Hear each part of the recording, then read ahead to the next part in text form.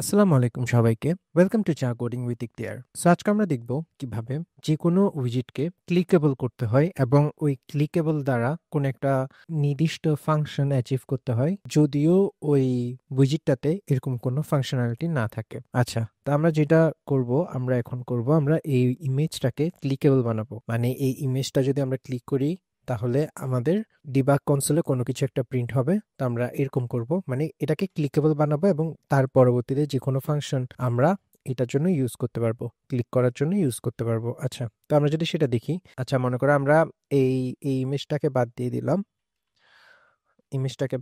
দিলাম, এবং আমরা এই যে এই ইমেজটাকে আমরা করব ক্লিকেবল।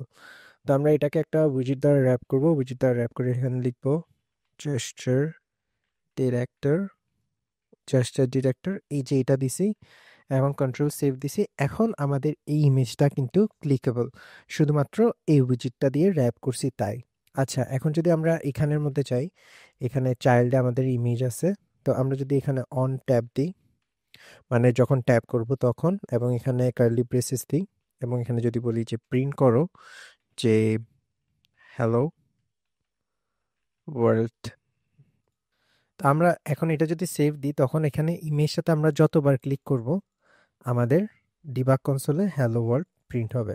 তো এখানে শুধু হ্যালো ওয়ার্ল্ড না, এখানে যদি আমরা অন্য একটা ভ্যারিয়েবলের মান বারবার চেঞ্জ করি বা বারবার ইনক্রিমেন্ট করি, আমরা সেটাও করতে পারি। তো এভাবেই কোনো একটা উইজেটকে আমরা ক্লিকেবল করব। এমনকি আমাদের যে স্লাইডারটা আছে, এই যে স্লাইডার, এটাকে আমরা ক্লিকেবল করতে পারি। শুধু এগুলো না, যে কোনো উইজেটকে ক্লিকেবল করতে পারি। তো আমরা যদি স্লাইডারটা দেখি, স্লাইডারকে যদি আমরা রিফ্যাক্টর করি একটা উইজেট দিয়ে, এবং এটা যদি বলি জাস্টার ডিরেক্টর, উইজেট দ্বারা র্যাপ করলাম, এবং এখানে যদি লিখি on tap print this is slider,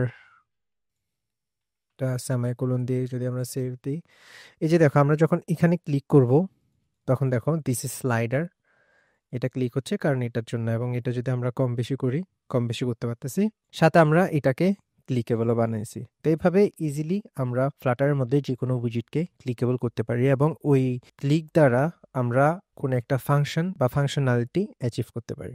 so আজকের জন্য এতটুকুই, পরবর্তী ভিডিওতে দেখা হবে। ধন্যবাদ।